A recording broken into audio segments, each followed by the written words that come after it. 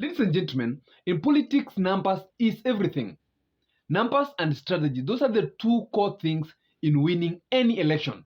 And today in this analysis, I want to look into the statistics of numbers. How regions vote? What are the numbers in regions? And what regions are going to be the determinant of the outcome of the presidency of 2027? And before you look into that, if you're watching for the first time, always remember to like this video, subscribe, and you can also drop a comment in the comment section. And behind me today, I have a jersey of the national team in solidarity with our national team that will be playing tomorrow. We pray for it, and we expect the best out of Harambee Stars. Ladies and gentlemen, without further ado, let's get into this analysis of regions and numbers. Number one, Moses Kuria was in Citizen TV the other day, and he was talking about the Mount Kenya region and the opinion on the ground. And he said that he never did this alone. He went ahead and did it with the Governor Kangata, Irun Kangata, and they worked with in the villages and in the ground, and they took the opinion of the people. And Moses Kuria was assured by the citizens of Mount Kenya region that come 2027, they'll take the 6 million votes, 6 million strong votes, and give them to a candidate who is not even from the Mount Kenya region. And that's why I've always insisted that if the opposition will remain united, there is no possibility of losing. Actually, that election is going to be a 65, about 35, 65 winning margin, while the other section will have a 35 winning margin. This is because Mount Kenya region has 6 million votes. And this one we cannot argue about it, because in 2022, Mount Kenya region gave President Ruto 50% of the votes he got, and President Ruto had garnered 7 million votes. 50% of 7 million is 3.5 million votes. If you do this 3.5 million votes, add about a million votes that Raila Odinga got from the same region, that's about 4.5 million votes. Then in the same instance also, there were, those are 4.5, there was about a million votes of Mount Kenya people who are registered outside Mount Kenya region, which came about 5.5 million votes.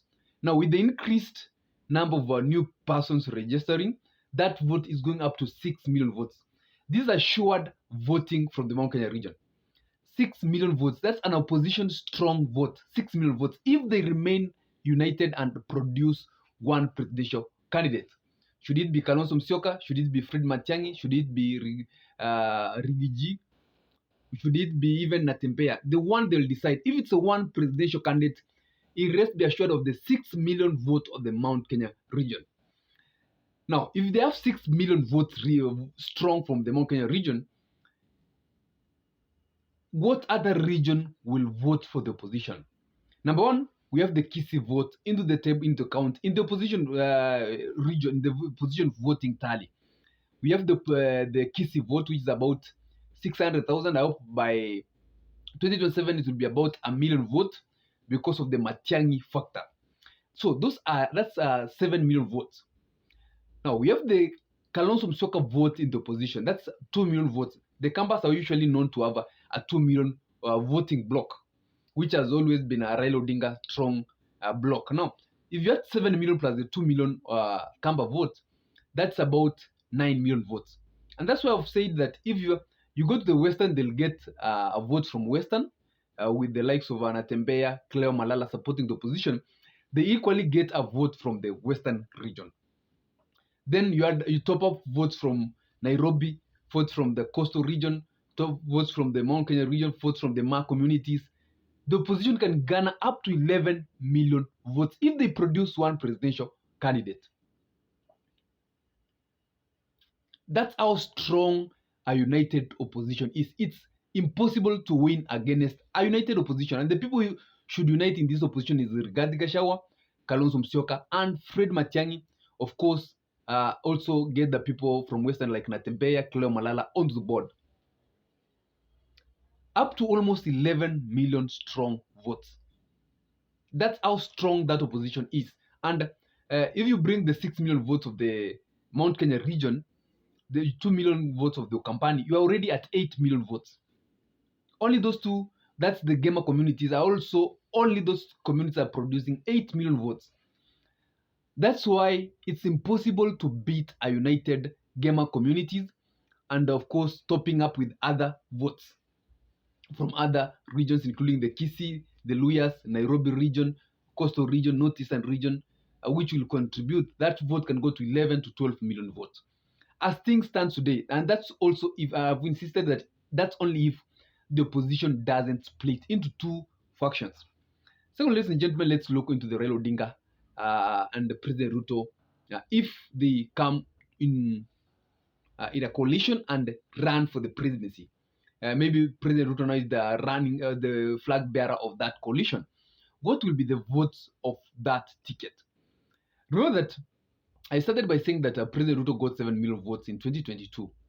And out of that 7 million votes, he has lost a good about 3.5 million votes of the Mount Kenya region, because that's common knowledge that the 3.5 million votes from the Mount Kenya region who voted for him are likely not to vote for him come 2027. With the unfolding of things, the impeachment of Rigathi, the says on the ground, as Moses Kuria was saying, these people are likely not to vote for him come 2027. 3.5 million. So on that 7 million votes he got, he has lost 3.5 million votes. He remains with 3.5. And also we can say that he has lost about another 500,000 votes because of the people in Kisii who voted for him. Now they'll be voting for Matiang'i. The people from Western who voted for him, they will be voting maybe in the direction of Natembeya. So it remains with about 2.5 million votes. What about Raila Odinga? Raila Odinga got 6.9 million votes. He has lost 2 million votes from the Kambani region. He has lost votes from the Gusii region. The Western region might not vote for him because he won't be on the ballot in 2027.